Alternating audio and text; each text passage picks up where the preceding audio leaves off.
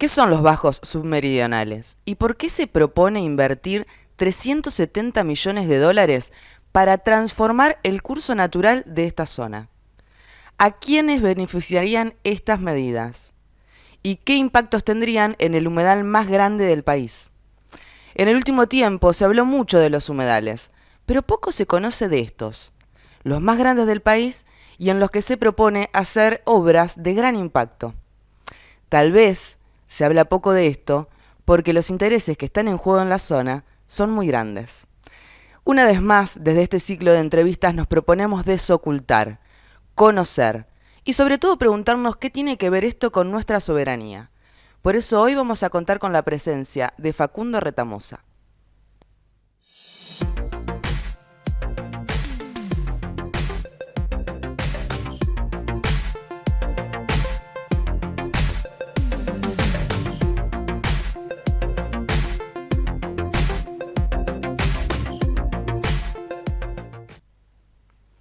Bueno, antes que nada te quiero recordar de que si te interesan este tipo de entrevistas en las que hablamos de soberanía desde múltiples aspectos, te suscribas y le des clic a la campanita para que YouTube te avise cuando estamos subiendo un nuevo video.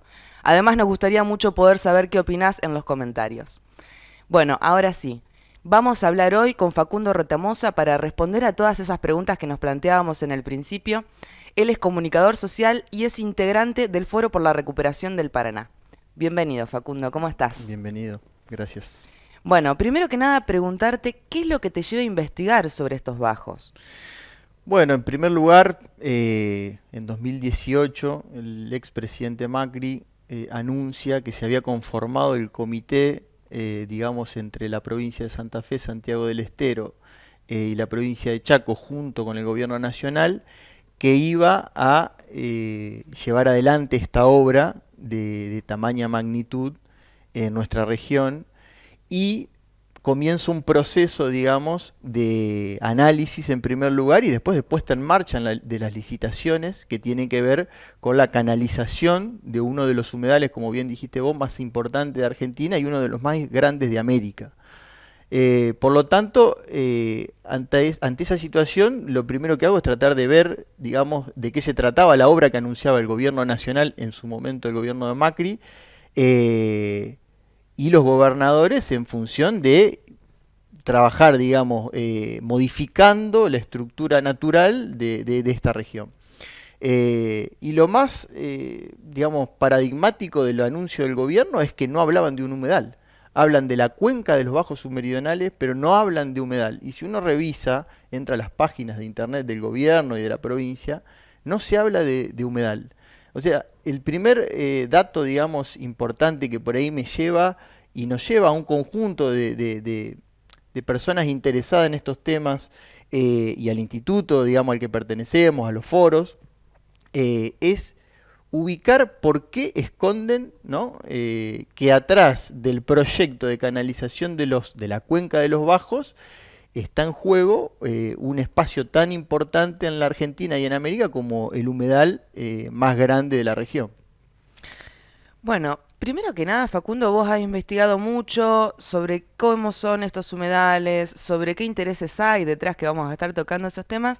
Me gustaría si podemos ir desmenuzando de a poco, punto por punto. Uno de estos es, primero, poder contarle a la gente con detalle para que se pueda imaginar, partiendo de la idea de que desconocemos las grandes mayorías de qué se trata, qué son los bajos submeridionales, cuál es la región, cómo funciona este ecosistema, qué especies existen en esa zona, de qué estamos hablando. Bueno, sí, la verdad que muchos desconocemos lo que hay en nuestro norte santafesino. Se ha ocultado mucho tiempo. No nos olvidemos que nosotros venimos de historias como la forestal, de historias, digamos, de saqueo en nuestro norte, y mucho de lo que sucede en regiones amplísimas de nuestra provincia, digamos, en el territorio que mayor kilómetros cuadrados tiene de nuestra provincia, superficie tiene, muchas veces es ocultado al conjunto de la población de nuestra provincia y del país y de la región. Los bajos submeridionales es una región, digamos, que tiene 5 millones de hectáreas, que contempla 3 provincias, Santa Fe, Chaco y Santiago del Estero, pero que en Santa Fe tiene casi la mitad de su territorio está en la provincia de Santa Fe, en el norte, nuestro norte santafesino, repartida principalmente en Vera y 9 de Julio, en los departamentos de Vera y 9 de Julio, pero también en General Obligado y en el departamento San Justo.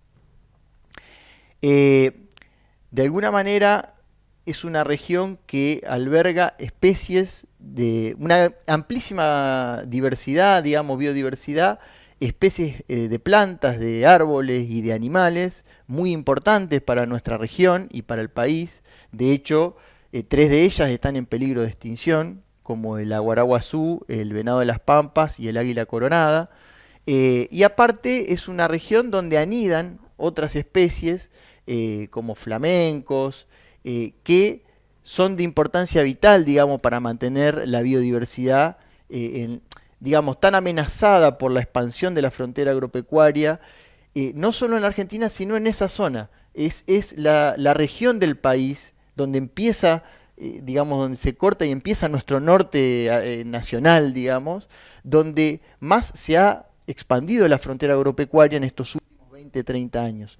Digamos, el desmonte de 70 millones de hectáreas en América del Sur, bueno, son, digamos, de alguna manera ejemplos que muestran que estas zonas y esta región está amenazada, digamos, por un modelo que de alguna manera piensa en el aumento de la cantidad de hectáreas, digamos, para producir soja, trigo, algodón y principalmente ganadería en esta región, pensando en esto, ¿no?, del modelo agroexportador que de alguna manera sigue prometiendo que va a resolver los problemas de las grandes mayorías con el aumento de la producción, bajo esta lógica, ¿no?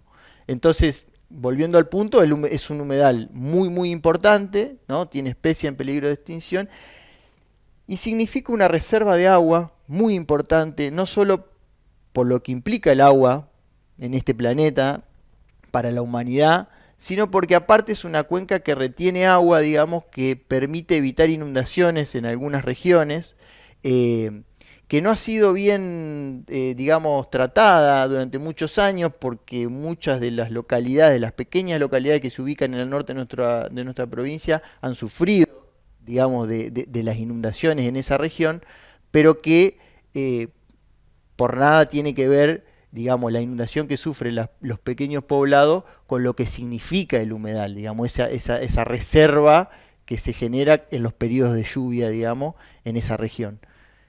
Por lo tanto, hablamos de un ecosistema muy importante para la provincia y para el país, y que entendemos que es muy importante, digamos, poner la lupa y analizar en profundidad qué es lo que está en juego cuando se anuncian este tipo de obras. Cuando te presentaba hablábamos de obras de un presupuesto millonario, 370 millones de dólares, para transformar estas condiciones naturales del humedal. Me gustaría que nos pueda contar quiénes proponen este proyecto y en concreto qué es lo que proponen. Bueno, a ver, vamos a tomar las palabras de los funcionarios, porque yo podría tratar de interpretar qué quieren decir, pero tomemos las palabras de ellos, que son los hechos. A partir de ahí podemos hacer un montón de análisis.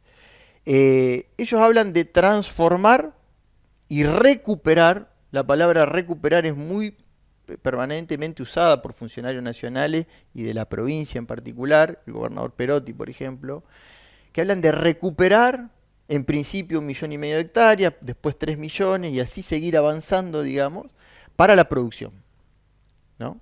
O sea, hay una visión sobre esta región que es recuperar para la producción. Después viene algún que otro interés en que eso derrame para la gente.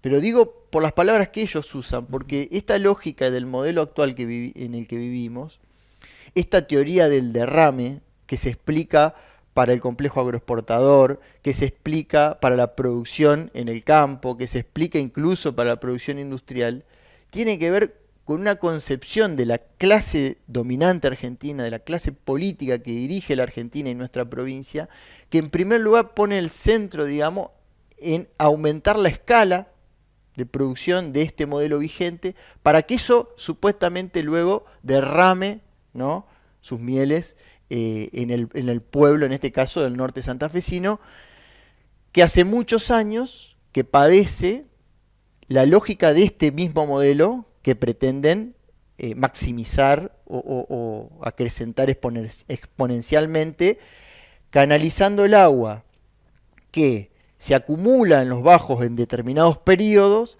para que esos campos sean permanentemente posibles de usar, digamos, y no, digamos, estén intercalados por estos periodos que digamos, de alguna manera exigen mover el ganado, bueno, cambiar, digamos, el ciclo normal de producción.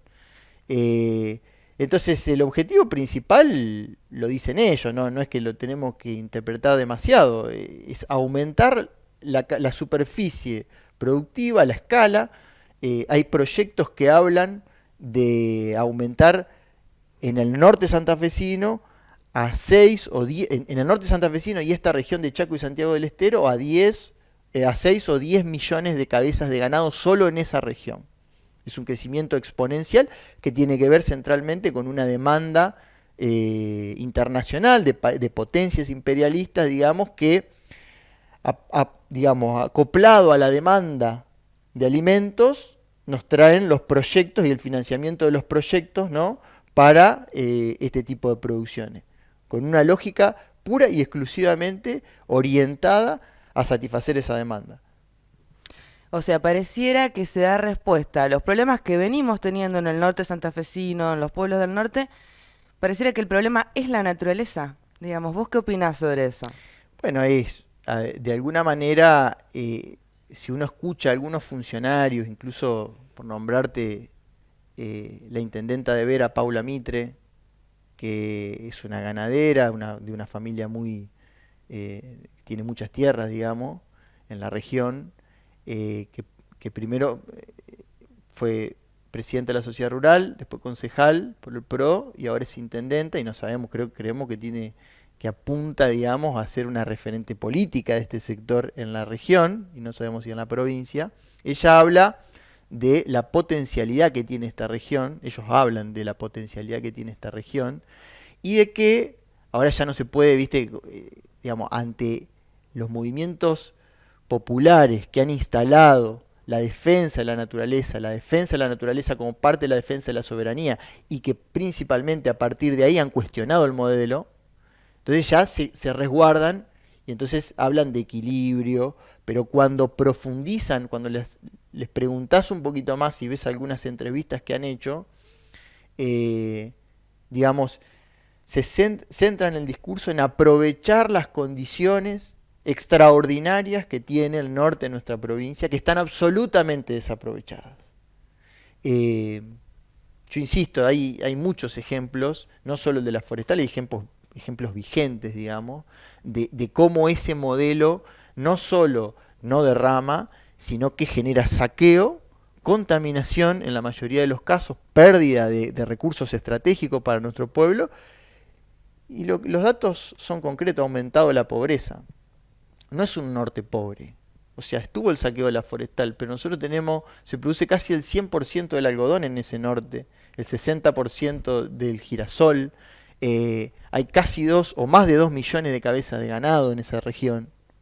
Pero si uno recorre las principales localidades o las cabeceras de los departamentos, la pobreza es infernal. Entonces, ¿cómo se explica eso? En un territorio con una superficie, o sea, con un campo, digamos, una región agrícola, ganadera, que podría darle sustento a millones de habitantes, no a miles o a centenas como sucede actualmente, por la cantidad de superficie que estamos hablando y por las posibilidades de pensar otro modelo distinto. Pero bueno, digo, volviendo al punto de la naturaleza, en estos discursos la naturaleza termina siendo un obstáculo, incluso cuando ellos hablan de equilibrio, porque el equilibrio siempre es en función de desarrollar y ampliar el modelo. Y el modelo, digamos, si uno ve informes de la provincia de Santa Fe del 2007, del 2008, del 2009, hablan del avance de la frontera agropecuaria, hablan del desmonte como un problema, del cual claramente el Estado no se hace cargo, ¿no? Pero que objetivamente trae este modelo, lo trae acoplado directamente. Entonces, cuando hablan de canalizar los bajos submeridionales, recuperarlos para la producción, claramente están hablando de la destrucción, digamos, de esta región y no están pensando en el desarrollo del norte, que el norte no es una región sin población. O sea, cuando hablamos de desarrollo del norte tenemos que pensar en la gente que vive en el norte, ¿no? O en la mayoría de la gente que vive en el norte. Eso te iba a preguntar. Cuando hablamos de este proyecto, de esta inversión, ¿a quiénes van a beneficiar? ¿Quiénes viven en estos bajos? O sea, ¿cuál es la población? Bueno, en esta región, que es muy vasta, muy amplia, vive, digamos, los bajos ocupan, para que dimensionemos, el 21% del territorio de la provincia de Santa Fe. O sea, lo que se está discutiendo con la recuperación de los bajos submeridionales es, digamos, un proyecto que contempla el 21% de nuestra superficie provincial. O sea, un problema que nos atañe a todos, los santafesinos y las santafesinas. En ese norte, principalmente cuando hablamos del norte, hablamos del departamento 9 de Julio, Vera y General Obligado, centralmente. En ese norte vive solo el 7,6% de la población santafesina, que ha sido expulsada durante muchas décadas, digamos, por esta lógica de acumulación de la tierra, de concentración de la tierra en pocas manos y de una escala de producción a la que solo pueden acceder aquellos que tienen, digamos, enormes riquezas o que han concentrado el poder durante muchos años, en muchos casos de manera ilegal, en muchos casos apañados, por ejemplo, por la dictadura militar. Digo porque se han escrito libros sobre algunas familias que gobiernan el norte de la provincia, pero que inciden muchísimo también en el sur de nuestra provincia, en los puertos, en la agroexportación, en el complejo agroexportador, que bueno, que han hecho sus tierras negociando con la dictadura, ¿no? Digamos que para hablar de quienes viven en el norte, en primer lugar habría que decir quienes dejaron de vivir, porque hay un dato que es muy importante, que es los datos de los censos agropecuarios, de los últimos censos agropecuarios, y la comparación de esos datos refleja muy claro, digamos, cómo es esto, cómo se ha ido dando en la concentración de la tierra y en paralelo la expulsión del campo y de las zonas rurales de la mayoría de la gente, que muchas veces termina viviendo en las grandes ciudades, ¿no? Absolutamente empobrecida. Los datos de los últimos dos censos agropecuarios muestran que desaparecieron 8.000 chacras en la provincia de Santa Fe. La mayoría entre 5 y 500 hectáreas, la unidad productiva entre 5 y 500 hectáreas. Desapareció la pequeña propiedad, pero no es que dejaron de producirse esas tierras se concentraron, se acumularon en pocas manos. En el norte de nuestra provincia vive, digamos, en lo que sería casi el 40% de la superficie de nuestra provincia, vive el 7,6% de la población. Pero de ese 7,6% de la población, que son 250.000 habitantes más o menos, solo 3.500 tienen establecimientos agrarios productivos, digamos, ¿no? Y de esos 3.500, solo una pequeña parte concentra el 62% de la tierra. 891 propietarios tienen el 62% de la tierra de toda esa superficie del norte santafesino. Y 121 de ellos tienen 1,5 millones de hectáreas. Es decir, quienes viven son los que han sobrevivido a la expulsión, ¿no? Del campo, de la tenencia de la tierra, de la producción, estos últimos años, digamos, y al mismo tiempo quienes se han apropiado de esas tierras, ¿no? Para desarrollar este modelo que venimos contando, que tiene que ver con los proyectos que se anuncian, ¿no? Y que tiende a profundizarse. Es decir, si uno compara los últimos 3 censos, el aumento de la concentración de la tierra y el aumento de la expulsión del campo a la ciudad es fenomenal. Y es digamos, es una consecuencia directa, ¿no? De este modelo que necesita agrandar la escala, ¿no? Para aumentar la producción de alguna manera y complementado, digamos, con el complejo tecnológico, científico y los desarrollos que se hacen en función de este tipo de producciones, dejan a muchísimos santafesinos y santafesinas afuera de cualquier posibilidad de tenencia de la tierra. Si uno entra y busca cuánto sale un campo en la zona de Vera, por ejemplo, $400 la hectárea. O sea, las propiedades de estas de las que hablamos, ¿no? De más de 5.000 hectáreas, bueno, 2.500 hectáreas sale $1.000.000. ¿Quién puede acceder a la tierra en la Argentina? ¿Quién puede acceder a la tierra en el norte de la provincia de Santa Fe?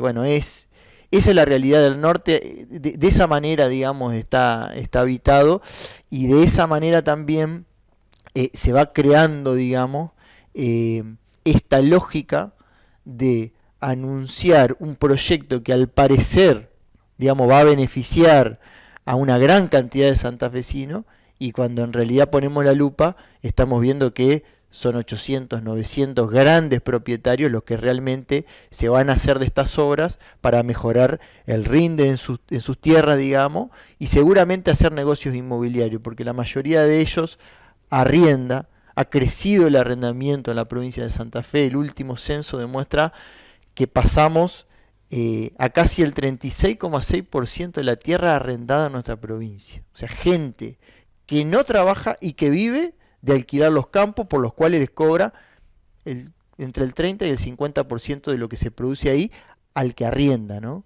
Entonces, muchos de estos personajes que impulsan estos proyectos están atrás en realidad de un negocio inmobiliario por el cual alquilan la tierra, ni siquiera es que la producen, ¿no? Y cobran un alquiler, un arrendamiento sideral, digamos, sobre el cual el gobierno nunca ha metido, o sea, muy pocos proyectos políticos en la historia de la Argentina se han metido con la propiedad de la tierra y con la renta terrateniente, que tiene un peso determinante en la economía nacional y en la economía provincial. Salvo lo que anunciaba y lo que intentó desarrollar el peronismo en su segundo plan quinquenal, que hablaba de distribuir la tierra, que hablaba de, digamos, ponerle un límite a los precios de los arriendos. En la Argentina, no, digamos, ni las fuerzas más progresistas hablan de este problema que es nodal para cualquier posible desarrollo distinto al que tenemos en la actualidad. Contundentes los datos que estás aportando, Facundo, porque cuando pensamos en el norte santafesino y toda la zona, está en el imaginario común que son poblaciones muy empobrecidas, y evidentemente muchas personas viven en situaciones de pobreza muy grande, pero esta es la otra cara, esta es la contracara a esa situación, que es la que más tenemos grabado en el imaginario.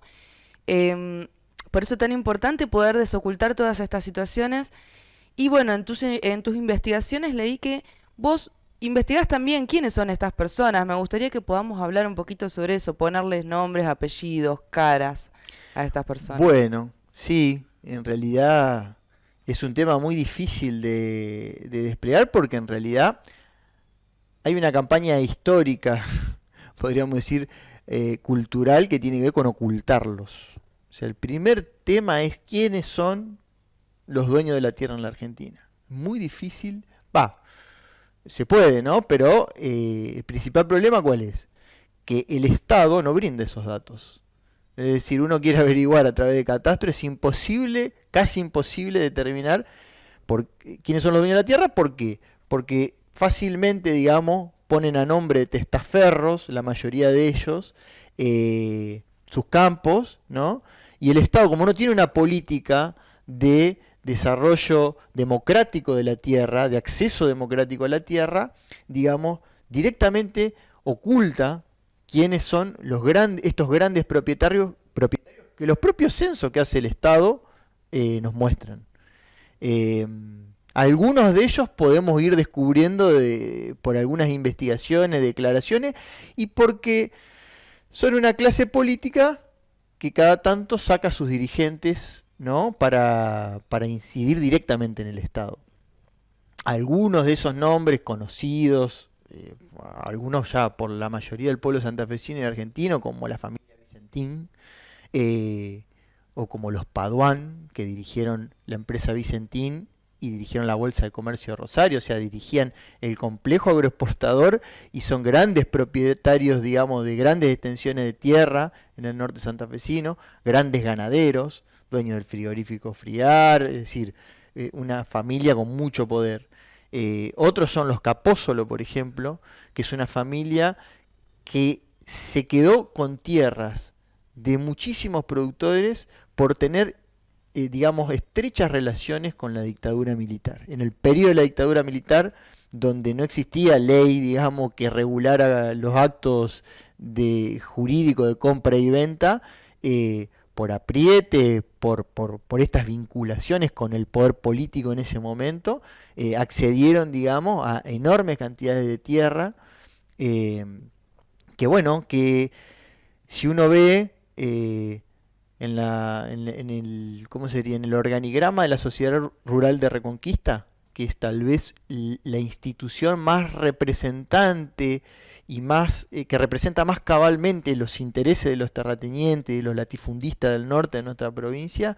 Estas familias han ido presidiendo históricamente, se van intercalando la presidencia, las vocalías, tesorero de la Sociedad Rural de Reconquista, que es simbólicamente, pero en los hechos, política y organizativamente, el espacio más claro de, digamos, donde ejercen el poder o la presión política para los proyectos, digamos, esto, ¿no?, de desarrollar este tipo de producción en el norte.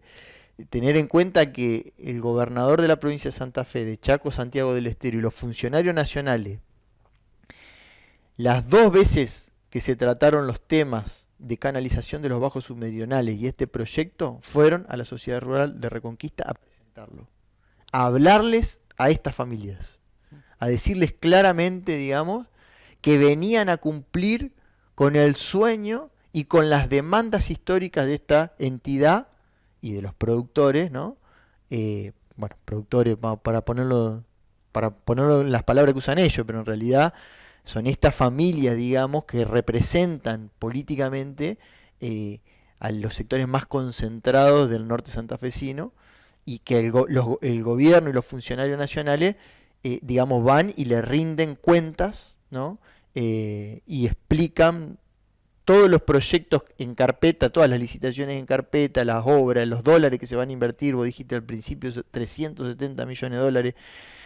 No hay obras que vayan tan rápido en la Argentina, ni siquiera las viviendas, para la gente que no tiene ni los créditos del Procrear, ni el crédito para el desarrollo de la industria nacional. No hay nada que vaya tan rápido como la inversión en este tipo de proyectos, o como por ejemplo los proyectos ferroviarios que acortan la distancia y bajan los tiempos de demora de las cargas que van del norte del país a los puertos de nuestra provincia. Estos proyectos, desde el primer día que asumió Perotti, van en el tren bala, digamos, van a una velocidad que no se compara con la inversión en ningún otro plano, digamos, de las áreas de gobierno. Por lo tanto, mientras hoy estamos hablando de que a los docentes le van a descontar los días de paro, mientras hablamos de que el gobierno habla de austeridad, ¿no? Este gobierno provincial habla de austeridad, que tiene que generar superávit fiscal todos los años porque la provincia no va para más. Para este sector, para esos 890 familias, para ese grupo pequeño, 370 millones de dólares de inversión y ni un minuto de demora. Importante el contraste. Facundo, el gobierno nacional plantea esto como una oportunidad para los pueblos del norte. Yo te pregunto, vos un poquito lo introduciste, pero me gustaría que profundicemos. Esta inversión que va a beneficiar a estas 800, 900 familias principalmente, ¿no puede verse como secundariamente una oportunidad para el resto de las personas que viven en la zona? ¿Qué opinas vos? Así lo anuncian, y así han anunciado la mayoría de estos emprendimientos. Más que hablar de si puede ser o no, ¿no? Vamos a ver te lo contesto con un caso concreto en el norte de nuestra provincia, ¿no?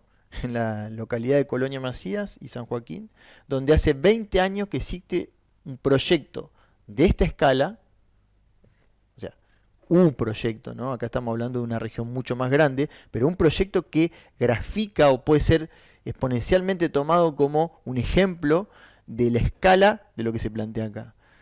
Hace 20 años se instaló George Soros, trajo capitales de paraísos fiscales, compró una estancia muy grande en Colonia San Joaquín, de más de 30.000 hectáreas entre el campo, digamos, arrocero, las islas, ganadería, y desarrolló una mega empresa que junto con Corrientes y Entre Ríos es la principal productora de arroz, productora de leche. Es una empresa que tiene 340.000 hectáreas en la Argentina. O sea, es un monstruo, es un latifundio hecho y derecho.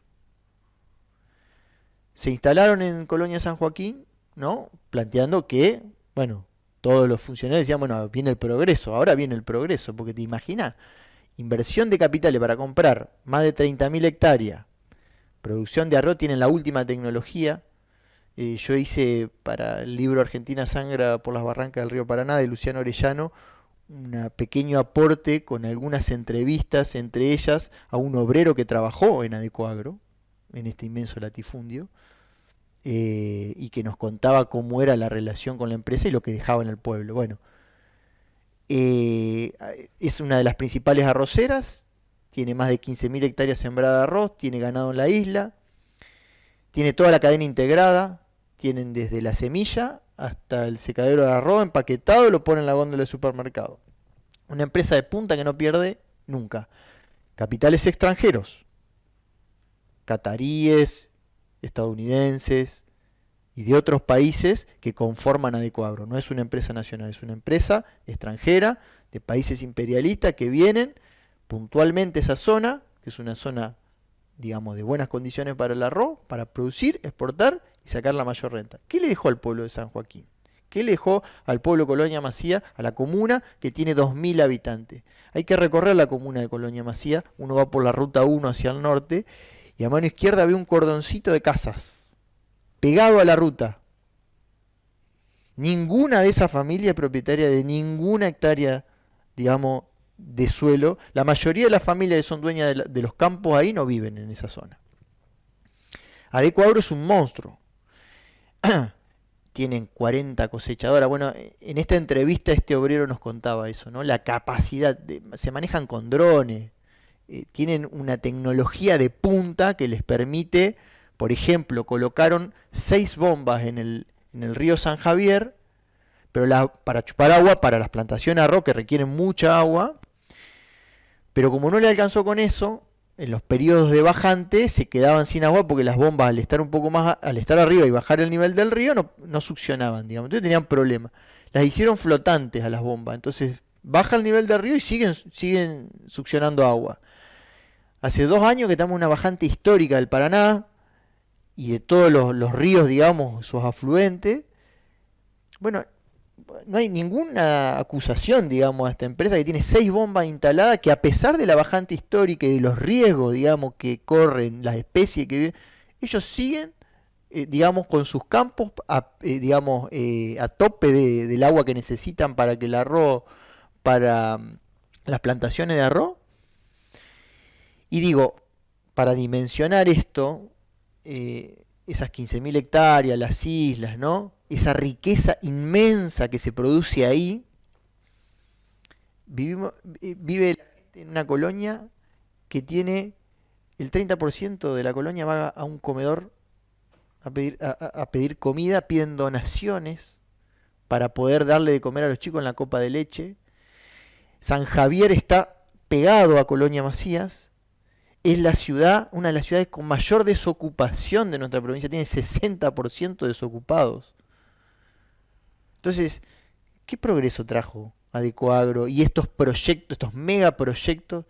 El único progreso está centrado en digamos, en alcanzar la mayor ganancia en el menor tiempo sin medir consecuencias, porque para hacer todo ese desarrollo arrocero desmontaron miles de hectáreas.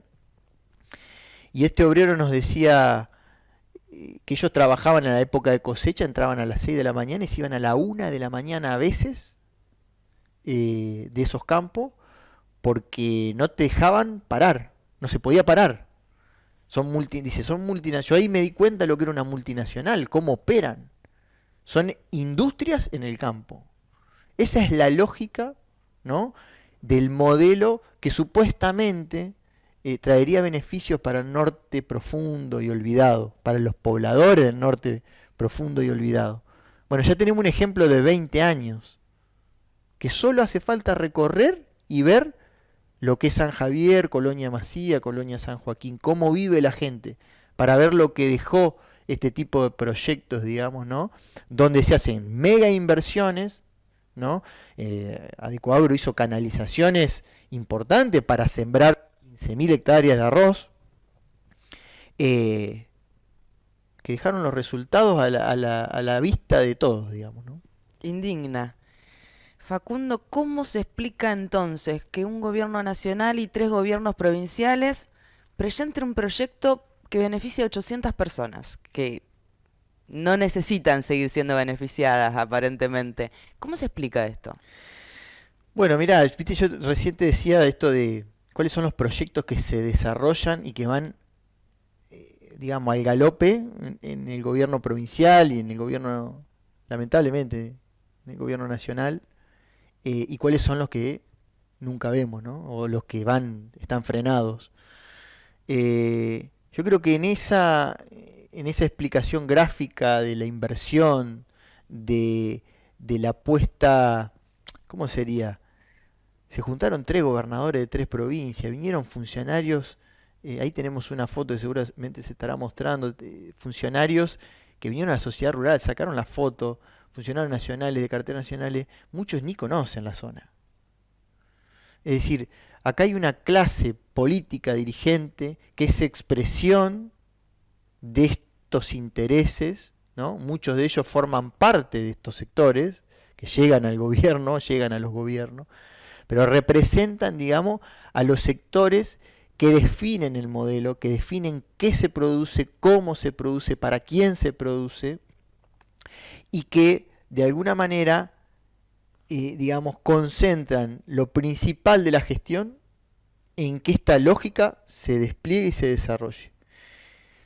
Con explicaciones como estas, que tienen que ver con un supuesto derrame, que al principio decíamos, esta lógica de que esto va a derramar, ¿no? Está harto comprobado que no solo no va a derramar, porque estamos en un año de cosechas récord, de precios internacionales, los mejores precios internacionales de los commodities que exportamos de los últimos 100 años. En el caso del norte santafesino hablamos de que tenemos la mayor concentración de vacas, digamos, de ganado, y la gente no puede comprar un kilo de carne. Y no es que bajó la producción, aumentó la producción. Entonces, no podemos hablar de negligencia de esta clase política. Tenemos que hablar de que son representantes de estos sectores, por lo cual nosotros es muy importante individualizarlos, mostrarle la cara, decir sus nombres, ¿no? Porque de alguna manera son la minoría de la sociedad, son un pequeño grupo, pero que se oculta, ¿no?, que está oculto bajo esta lógica de que hay cosas de las que no se puede hablar. No se puede hablar de la tenencia de la tierra, y eso impera en la mayoría de las gestiones. Este proyecto, que tiene muchos años de exigencia por parte de los terratenientes del norte, pero que inició Macri y que continuó sin discusiones, lamentablemente, este gobierno, muestra que el poder de esta clase, ¿no?, de esta clase terrateniente que acapara la propiedad de la tierra y que sobre esa lógica, digamos, sobre ese poder se asienta su poder político, opera directamente en los eslabones más importantes de la gestión nacional y provincial, digamos. Tiene un peso político. Hay que escuchar los discursos del gobernador en la sociedad rural. Hay que escucharlo. ¿Por qué? Porque no solo hablan de las bondades de recuperar un humedal tan importante para la Argentina y volverlo productivo, sino que ya se animan a decir que los que hablamos de terrateniente, como dijo el gobernador en su última visita, en la inauguración de la Expo Agro en la Sociedad Rural de Reconquista, que atrasamos cuando hablamos de terrateniente. Dijo textualmente que hablar de terrateniente era hablar de un concepto que no existe más, que hace 100 años no existe. Que comparar un terrateniente con un productor era como hablar de que un playero de una estación de servicio es lo mismo que un petrolero, dijo el gobernador. Yo lo único que le quiero recordar es que no lean lo que nosotros decimos, lean lo que su propia gestión dice, que vaya y revise las páginas del INDEC y del IPEC y la comparación de datos y la tenencia de la tierra, que es oficial, es una fuente oficial, o sea, no estamos inventando nada, estamos revisando los datos. Entonces, la pregunta que le hacemos a este sector, que entiendo yo, tiene la intención de seguir ocultando a estas familias, ¿por qué se han decidido, digamos, a invertir semejante cantidad de plata en una zona donde solo 890 familias se van a beneficiar con semejante obra? Eh, bueno, creo que queda a las claras, digamos, que vinieron para eso. Una parte gobierna para eso. ¿Qué va a dejar la gestión de los últimos 4 años? Bueno, este tipo de obras que son estructurales, que son... Esto no es un cordón cuneta o con lo valioso que es para muchos que no tienen nada, ¿no? Que en sus barrios, digamos, no tienen cloaca, no tienen agua potable. Estos son obras estructurales que a 40, 50, 100 años. Esto modifica la estructura de un ecosistema de 5 millones de hectáreas. Bueno, ahí está el centro de los que gobiernan para que gobiernan, ¿no? Y centralmente, digo esto porque me parece muy importante, esta clase política, digamos, está atada a intereses extranjeros, está atada a una visión externa al país, digamos, por fuera de cualquier posible desarrollo soberano, autónomo, independiente de la Argentina. No piensan jamás los proyectos por fuera de las demandas de las potencias imperialistas. No lo digo yo. Hay una entrevista a la intendenta de Vera, Paula Mitre, que dice, comentando sobre la importancia de la canalización de los bajos, que ya habían venido los chinos, dice, en 2017-2018, dice, acá ya vinieron los chinos, dice. Acá ya vinieron los chinos y vieron el potencial que tenemos. Y no hablamos solo de los bajos y la ganadería, hablamos de la cuña boscosa, dice. O sea, de los pocos montes que nos quedan. De la cuña boscosa y la potencialidad que tenemos.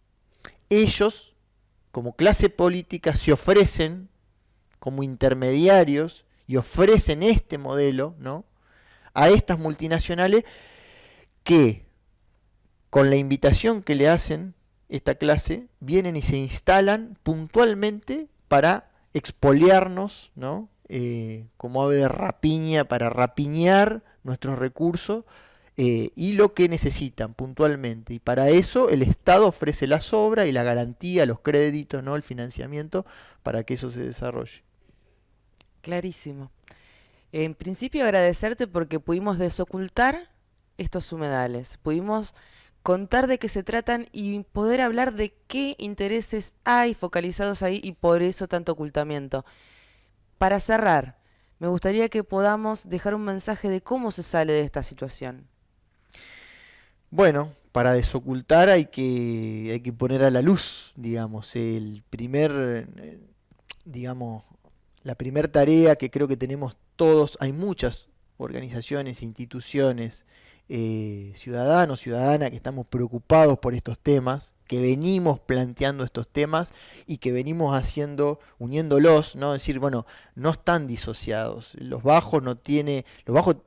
proyecto de los bajos tiene mucho que ver con el modelo agroexportador y con el proyecto de los puertos, con el proyecto ferroviario, cómo se va a transportar todo eso el control de la hidrovía. Cuando ofrecen los bajos submeridionales, en ese proyecto también se habla de reactivación de los puertos del norte. Entonces el control de la hidrovía del río Paraná, digamos ¿cómo sería? Del tramo superior del río Paraná. Bueno, esa es otra discusión en la que nos tenemos que meter. Entonces, digo, ¿Cómo se sale? En primer lugar, desocultando. Y para desocultar tenemos que unirnos todos los y las patriotas que tenemos esta preocupación, y tenemos que poner a la luz de la mayoría del pueblo digamos, estos objetivos de fondo que están atrás de lo que anuncian muchas veces los gobiernos, las instituciones como la sociedad rural, ¿no? Que prometen, siguen prometiendo el desarrollo. Se llenan, se llenan libros y se llenan horas de televisión de economistas hablando de la teoría del derrame, de que la única forma en la que se puede desarrollar la Argentina es la misma por la cual estamos hoy como estamos, con el 50% de pobres. Entonces, poner a la luz estos temas, unirnos en estos espacios que intentamos construir desde abajo para visibilizar cuáles son, digamos, los eslabones de las cadenas que nos atan a este modelo, porque de alguna manera conociendo y sabiendo quiénes están atrás, individualizando, particularizando, digamos, nuestros objetivos y quiénes son los enemigos del pueblo argentino, creo que somos muchísimos los millones que nos podemos unir, de distintas corrientes políticas, ideológicas. Si hay algo sobre lo cual se ha trabajado para generar el statu quo que hoy tenemos, ¿no? Es sobre las concepciones culturales del pueblo argentino, ¿no? La idea de qué es lo que hace que se desarrolle la economía, quiénes son los supuestos, digamos, las personas que de alguna manera van a generar el desarrollo productivo de nuestra nación y que se ofrecen permanentemente como los que van a resolver los problemas a futuro de una Argentina que cada vez es más antagónica entre los que menos tienen y los que más tienen. Bueno, hay que desocultar esos discursos, hay que desocultar esas ideas y sembrar ideas no tan nuevas. La idea de nuestros patriotas, la idea de Belgrano, de San Martín, de Artigas, la idea de Perón, digamos, del plan quinquenal, de la Argentina como un país independiente. Bueno, creo que esa es la tarea en la que nos tenemos que meter. Hay muchos que estamos en eso, tenemos que unirnos y tenemos que elevar nuestra voz y bueno, seguir poniendo en el foco estos problemas de fondo que muchas veces no son parte de la agenda cotidiana. Muchas gracias, Facundo. Muchísimas gracias a ustedes.